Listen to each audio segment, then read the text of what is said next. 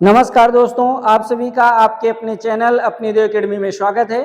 दोस्तों, हम लोग हिंदी की श्रृंखला आज से शुरू कर रहे हैं और हिंदी की श्रृंखला में आपकी सभी भर्ती परीक्षाएं शामिल हैं। जैसे उत्तर प्रदेश का टीजीटी पीजीटी हो या किसी अदर स्टेट का टीजीटी पीजीटी हो, बिहार में जो भी टीजीटी पीजीटी या जूनियर की भर्ती है, यूपी की जूनियर की भर्ती है, या इसके अलावा कंपटीशन में जहां हिंदी आती है जैसे ट्रिपल एससी हो गया, एसएससी जीडी हो गया, यूपीपी हो गया, इन सभी भर्ती परीक्षाओं के लिए ये आपकी हिंदी आपकी मदद कर सकती है। और ये हिंदी का संपूर्ण निचोड़ है, कई बुकों का इसमें निचोड़ है, कई परीक्षाओं में पूछे गए इसमें प्रश्न हम आपको शामिल कराएंगे। आइए हम लोग शुरू करते हैं हिंदी की श्रृंखला में। सबसे पहला चैप्टर है वर्णमाला। हम किसकी बात करेंगे? वर्णमाला। वर्णमाला में अब थोड़ा सा प्रश्न पूछने का तरीका चेंज हो रहा है और ये आपसे बहुत कम पूछता है कि ह्रस्व क्या है, दीर्घ क्या है। थोड़ा सा परिभाषा के हिसाब से प्रश्न पूछना शुरू किया है। जैसे आप देखिए, इसमें हम आपको समझाने की कोशिश करते हैं। एक प्रश्न आपसे ये बनता है कि वर्णमाला के बारे में कि वर्णमाला कहते किसे हैं। सामान्यतः आप ये कह देते हो कि वर्णों की व्यवस्थित माला वर्णमाला है, ठीक है, गलत नहीं है, लेकिन आप थोड़ा सा मेरे हिसाब से पढ़ने की कोशिश कीजिए। कह रहा है कि पहले हिंदी में समझने की कोशिश करो। जिस विधा से किसी भाषा के बोलने तथा लिखने के नियमों की व्यवस्थित पद्धति का ज्ञान होता है उसे व्याकरण कहते हैं।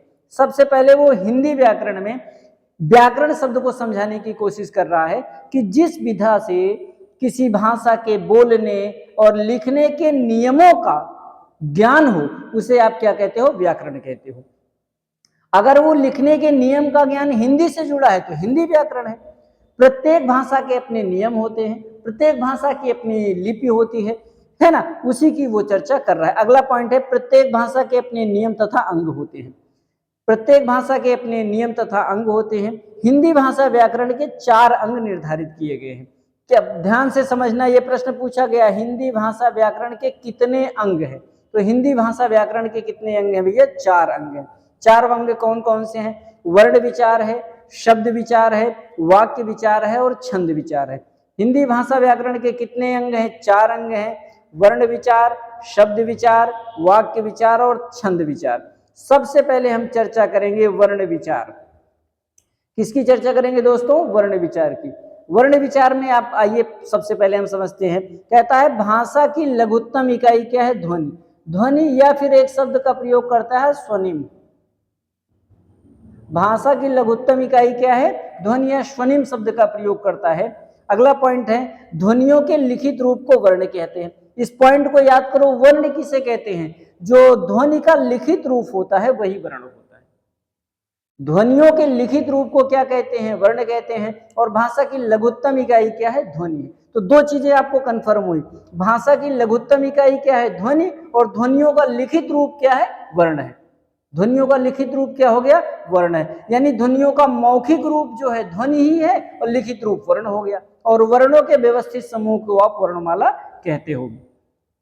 फिर कहता है स्वर वर्ण क्या है? स्वर वर्ण एक लिपि है कि जबकि मात्रा एक चिन्ह है। स्वर और मात्रा में अंतर समझाने की कोशिश कर रहा है कि स्वर किसे कहते हैं और मात्रा किसे कहते हैं। स्वर वर्ण जो होता है वो लिखने का ढंग होता है, एक लिपि होती है, जबकि मात्रा क्या होता है? चिन्ह है। जैसे ई ये लिपि है और ये ई की मात्रा चिन्ह है। वर्ण और चिन्ह में अंतर है, यानी स्वर वर्ण और मात्रा में अंतर है। आपसे फिर कहता है स्वतंत्र रूप से बोले जाने वर्ण को आप स्वर वर्ण कहते हो। जिनका उच्चारण स्वयं से हो वो स्वर वर्ण है। जो व्यंजन की स्वर की सहायता से बोले जाएं वो व्यंजन होते हैं। अगला पॉइंट देखो, जो वर्ण स्वर की सहायता से बोले जाएं उन्हें व्यंजन कहते हैं। व्यंजन के लिए भी कह रहा है कि जो वर्ण स्वर की सहायता से बोले जाएं वो व्यंजन कहलाते हैं। स्वर उन वर्णों को कहते हैं जिनका उच्चारण बिना अवरोध के हो। मैंने कोशिश ये की है कि स्वर की परिभाषा आपको 3-4 प्रकार से समझाने का प्रयास किया। स्वतंत्र रूप से बोले जाने वाले वर्ण को स्वर कहते हो। ये स्वर उन वर्णों को कहते हैं जिनका उच्चारण बिना अवरोध के हो, और जो वर्ण स्वर की सहायता से बोले जाए उन्हें व्यंजन कहते हैं। स्वर एक लिपि है जबकि मात्रा एक चिन्ह है। ठीक है, आइए देखते हैं आगे। अगला पॉइंट है हिंदी वर्णमाला की। हम चर्चा करते हैं कि हिंदी वर्णमाला में कितने वर्ण हैं, कैसे इनका वर्गीकरण चलता है। आइए देखने का प्रयास करते हैं। हिंदी वर्णमाला में कुल कितने वर्ण हैं भैया? 52 वर्ण है। हिंदी वर्णमाला में कुल कितने वर्ण हैं? 52 वर्ण है। अगर हम मात्रा की बात करें, इस वर्णमाला की चर्चा की बात करें, तो वर्णमाला को आप दो भागों में बांटते हो। एक को आप कहते हो स्वर, दूसरे को कहते हो व्यंजन। दूसरे को क्या कहते हो? व्यंजन। स्वर की हम बात करें तो स्वर 11 होते हैं, और व्यंजन की बात करें तो हम 33 होते हैं। जो 11 स्वर तो होंगे, स्वर एक वर्ण है, लेकिन मात्राएं कितनी हैं? 10 हैं। स्वर एक वर्ण है, मात्राएं कितनी हैं? 10 हैं। वो स्वर कितने हैं? 11 हैं। अब इन स्वरों को आप दो भागों में बांटते हो, हर्ष और दीर्घ। हर्ष स्वर छोटा, छोटी, छोटा उ, री। दीर्घ स्वर में बड़ा आ, बड़ी ई, बड़ा उ, ए, ऐ, ओ, औ, है ना, ये होते हैं शामिल। और व्यंजन की तरफ आओगे आप तो स्पर्श व्यंजन 25 हैं, का से मां तक। अंतस्थ व्यंजन 4 हैं, यार अलावा। ऊष्म व्यंजन 4 हैं आपके, शाखा, शाह। ये आपके मूल व्यंजन है, ध्यान देना। मूल व्यंजन कितने हैं आपके? 33।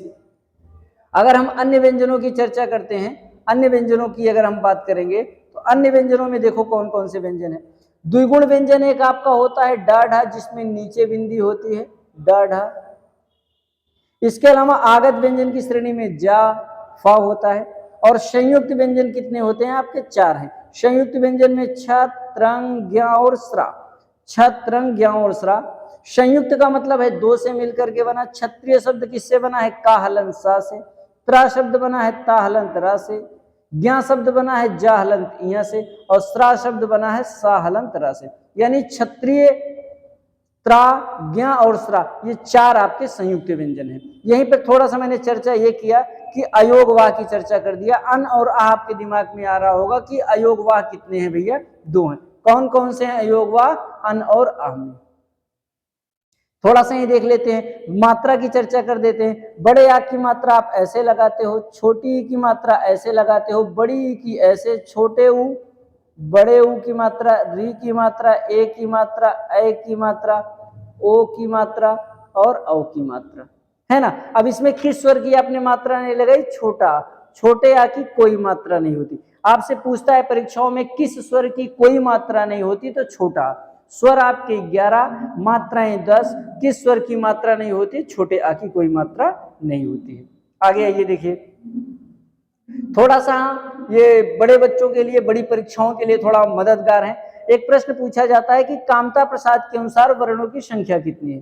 कामता प्रसाद गुरु ये जो व्याकरणाचार्य हैं हिंदी के, इनके अनुसार वर्णों की संख्या 44 मानी गई, जिसमें 33 व्यंजन और 11 वर्ण, परंतु मूल स्वर 10 ही माने हैं। उन्होंने अगर मूल स्वर की बात कही तो 10 ही माने हैं। कुल वर्ण उन्होंने 44 माने हैं, जिसमें 33 व्यंजन और 11 स्वर हैं।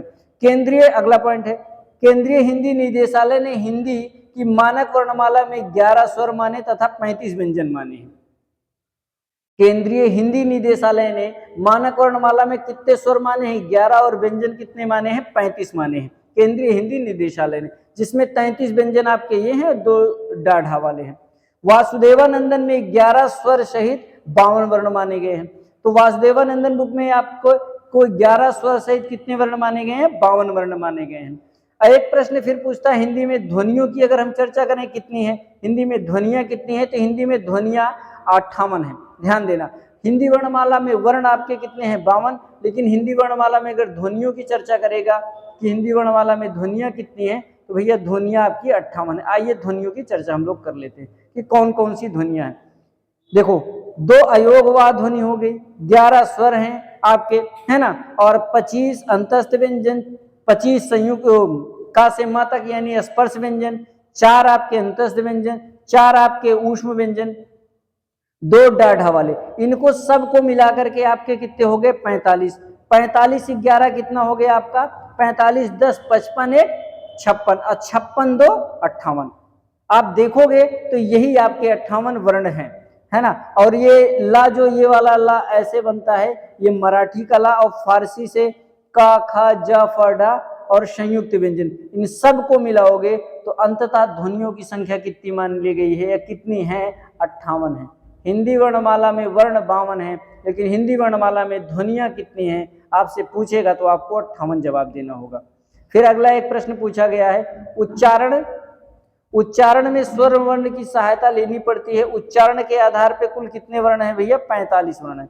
उच्चारण बोलने के आधार पे, उच्चारित करने के आधार पर आपसे पूछेगा कितने वर्ण हैं, तो आपको 45 बताना है, जिसमें 33 व्यंजन है ना, 2 अयोगवा, यानी कुल मिला के 35 व्यंजन और 10 स्वर। 10 स्वर आ आ इ ई उ ए ऐ ओ ओ, ये उच्चारण के स्थान पर आपके 10 स्वर हैं। यही कामता प्रसाद गुरु ने भी कहा, वासुदेवानंदन में भी कहा गया कि स्वर तो 11 है, लेकिन उच्चारण के आधार पे यानी मूल स्वर कितने हैं आपके 10 हैं, क्योंकि रा जो है री जो है रा और ई से उच्चारित होता है। अगला पॉइंट देखो, मैंने कुछ नोट लिखाया है, इसको आप समझिए। करा उच्चारण के आधार पर 45 वर्ण होते हैं, जबकि लेखन के आधार पर कितने वर्ण होते हैं, 52 वर्ण होते हैं। अगर आपसे कभी पूछेगा उच्चारण के आधार पर कितने वर्ण होते हैं, तो 45 होते हैं, जबकि लिखने के आधार पर कितने वर्ण होते हैं, 52 होते हैं। 45 वर्णों का हमने वर्गीकरण किया, 35 प्लस 10 यानी 45। 35 हमने कहा 33 मूल व्यंजन, डाढ़ा यानी 35 और 10 स्वर है ना, इसका मतलब 45 वर्ण है। किसके आधार पे, उच्चारण के आधार पे, और लिखने के आधार पे 52 वर्ण है। आइए आगे देखते हैं स्वरों के भेद, किसकी हम चर्चा करेंगे।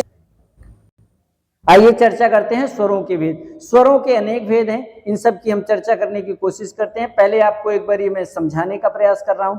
अगर आपसे पूछेगा उत्पत्ति के आधार पे स्वर कितने होते हैं, तो 2, मूल स्वर संधि स्वर। उत्पत्ति के आधार पे स्वर कितने होते हैं, 2, मूल स्वर संधि स्वर। मूल स्वर को ही आप ह्रस्व स्वर कहते हो, और संधि स्वर को आप व्युत्पन्न स्वर और दीर्घ स्वर कहते हो, है ना। जो आपका संधि स्वर होता है, इसके अंतर्गत 2 होते हैं, दीर्घ और संयुक्त स्वर। आगे इसको मैं समझाऊंगा पूरा।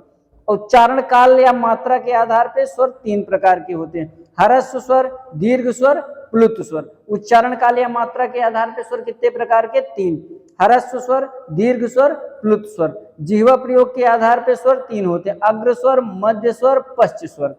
मुख विवर के आधार पे स्वर 4 प्रकार के होते हैं, समृद्ध, विवृत, अर्ध समृद्ध, अर्ध विवृत। ओष्ठानुकृत के आधार पे 2 होते हैं, आयताकार और ओष्ठानुकृत। उच्चारण के आधार पे स्वर कितने प्रकार के होते हैं, 5 प्रकार के होते हैं। उच्चारण के आधार पे स्वर कितने प्रकार के होंगे, 5 प्रकार के, है ना। कंठ, तालु, मूर्ध, दंत, ओष्ठ, इस तरह से। नाक और मुंह से निकली हवा के आधार पे स्वर 2 प्रकार के, निरानुनासिक या अनुनासिक। निरानुनासिक या जिसको आप मौखिक कहते हो, अनुनासिक जिसका प्रयोग नाक के सहारे से हो। घोषत्व के आधार पे स्वर 1 प्रकार के, सभी स्वर सघोष होते हैं। आइए आगे देखते हैं। थोड़ा सा आपको समझाने की कोशिश कर रहे हैं कि अनुस्वार क्या है और अनुनासिक क्या है। अनुस्वार कैसे चिन्ह लगता है आप देख लीजिए। अनुस्वार क्या होता है ना। अनुस्वार का चिन्ह, यह स्वर के बाद आने वाला वर्ण है। ये परिभाषा पूछी गई है कि इसका उच्चारण कैसे होता है, तो ये स्वर के बाद आने वाला वर्ण होता है। अनुस्वार का प्रयोग होता है स्वर के साथ, स्वर से पहले, स्वर के बाद। तो हमेशा इसका प्रयोग जो है स्वर के बाद आने वाला वर्ण है, जिसकी ध्वनि नाक से निकलती है। इसका उच्चारण कहाँ से होता है, नाक से होता है। और अनुनासिक की हम बात करें, जिसको आप चंद्र बिंदु कहते हो, ऐसे स्वरों का उच्चारण नाक और मुंह दोनों से होता है। अनुस्वार का उच्चारण नाक हमने प्रयोग किया, और इसमें नाक और मुंह दोनों से प्रयोग किया, जैसे दांत, गांत, आंत आदि। फिर इसमें होता है अनुनासिक, एक निरानुनासिक। अनुनासिक और निरानुनासिक फिर हमने समझाने का प्रयास किया। अनुनासिक आप समझ गए, है ना। अनुनासिक में देखो, नाक से कम, मुंह से अधिक हवा निकलती है। अनुनासिक वर्णों के उच्चारण में नाक से कम, मुंह से अधिक हवा निकलती है, जबकि अनुस्वार के उच्चारण में नाक से अधिक और मुंह से कम हवा निकलती है। इसको ध्यान से समझना। अनुनासिक में नाक से कम, मुंह से अधिक हवा निकलती है, और अनुस्वार में नाक से अधिक, मुंह से कम हवा निकलती है। तत्सम शब्दों में अनुस्वार होता है, जबकि तद्भव शब्दों में चंद्र बिंदु का प्रयोग होता है। इसको मैंने नोट पॉइंट में लिखा है। तत्सम शब्द क्या होते हैं, अनुस्वार युक्त होते हैं, और तद्भव शब्दों में चंद्र बिंदु का प्रयोग होता है। आगे निरानुनासिक को देख लें। निरानुनासिक केवल मुंह से बोले जाने वाले सस्वर वर्णों को निरानुनासिक कहते हैं। केवल मुंह से, इसका मतलब नाक का प्रयोग उसमें बिल्कुल ना हुआ हो, उसको आप क्या कहते हो, निरानुनासिक कहते हो। आइए विसर्ग की चर्चा कर लें। विसर्ग क्या होता है। अनुस्वार की तरह विसर्ग भी स्वर के बाद ही आता है। इसका उच्चारण हा की तरह किया जाता है। विसर्ग बोला कैसे जाता है, जैसे हा का उच्चारण होता है वैसे ही विसर्ग को उच्चारित किया जाता है, जैसे दुख, हा का उच्चारण इसमें आ गया। आइए थोड़ा सा नई चीज आपको हम बताने की कोशिश करते हैं, संयुक्ताक्षरों का उच्चारण। किसकी बात कर रहे हैं, संयुक्ताक्षरों का उच्चारण। इसमें संयुक्त ध्वनियां आपसे कई बार पूछी जाती हैं। संयुक्त ध्वनियों की परिभाषा देखो, दो या दो से अधिक व्यंजन ध्वनियां परस्पर संयुक्त होकर जब एक स्वर के सहारे बोली जाए तो उनको हम संयुक्त ध्वनियां कहते हैं। ध्यान देना, दो या दो से क्या कह रहा है, दो या दो से अधिक व्यंजन ध्वनियां, दो या दो से अधिक व्यंजन ध्वनियां जब एक साथ प्रयुक्त होकर के बोली जाए तो उसको संयुक्त ध्वनियां कहते हैं। जैसे प्राण, प्राण आप लिखोगे प्राण, तो प्राण, प्राण कब होगा, पा आधा होता है प्लस रा होगा तो प्राण बनेगा, प्रा बनता है, प्रा बनेगा। यानी दो या दो से अधिक व्यंजन ध्वनियां जब संयुक्त होके इकट्ठा हो जाएं, एक उच्चारण करें तो उसको आप क्या बोलते हैं, संयुक्त ध्वनियां कहते हैं। संयुक्त व्यंजन और संयुक्त ध्वनि में अंतर है, आप जानते रहिए, है ना। अगला है संपृक्त ध्वनियां, देख लो क्या होती है संपृक्त ध्वनियां। एक ध्वनि जब दो व्यंजनों से संयुक्त हो जाए तो उसे संपृक्त ध्वनि कहते हैं।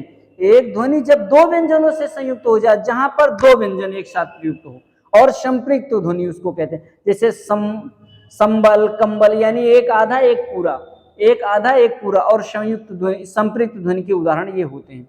युग्मक ध्वनियां, जब एक ही ध्वनि का द्वित्व हो जाए तो उसको युग्मक ध्वनियां कहते हैं। जब एक ही ध्वनि दो बार आ जाए तो उसको हम क्या कहते हैं, युग्मक ध्वनियां कहते हैं।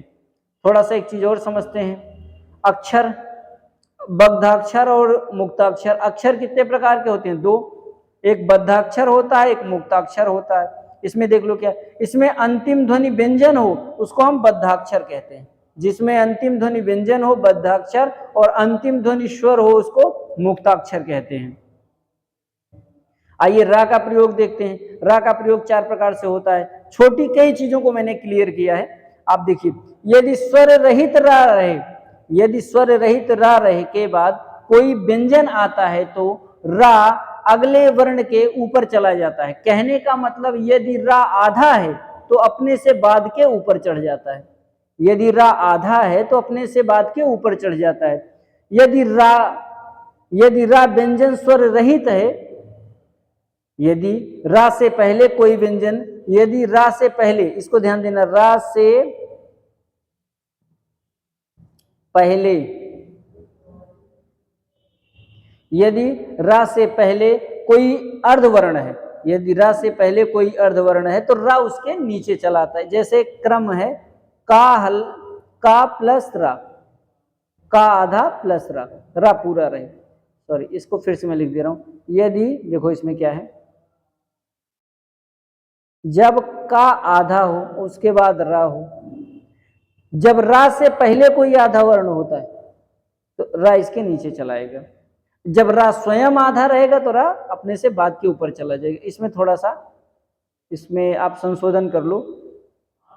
इसमें पहले लिखोगे का हलंत, है ना, का पे हलंत मारना है,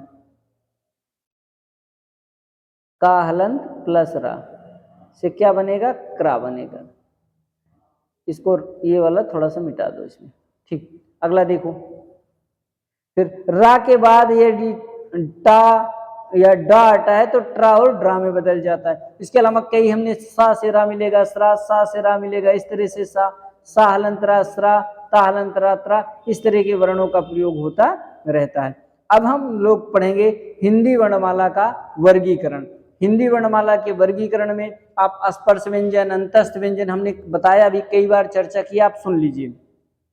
स्पर्श व्यंजन क्या होते हैं, का से मां तक होते हैं। स्पर्श व्यंजन कौन कौन से हैं, का से मां तक के जितने व्यंजन हैं स्पर्श व्यंजन हैं। इनको 5 वर्गों में बांटते हैं, का वर्ग, चा वर्ग, टा वर्ग, ता वर्ग, पा वर्ग। का वर्ग में का खा गा घांगा, चा वर्ग में चा छा जा जाइया, टा वर्ग में टाठा डा डाड़ा, ता वर्ग में ता था दा धाना, प वर्ग में पाफा बाभा मा।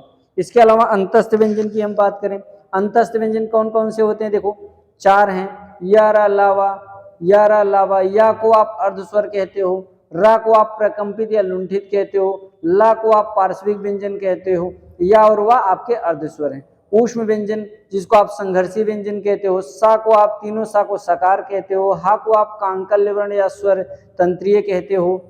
वस्वर वर्ण देख लो, वस्वर में आइए आप ऐसे व्यंजन जिनके उच्चारण में जीवा के अग्रभाग ऊपर के दांतों से थोड़ा ऊपर मसूड़ों को स्पर्श करते हैं, उनको वस्वर वर्ण कहते हो। इसके अंतर्गत सरल जन, यानी सरल जन मैंने ट्रिक बताई है, सरला जाना, सरल जन।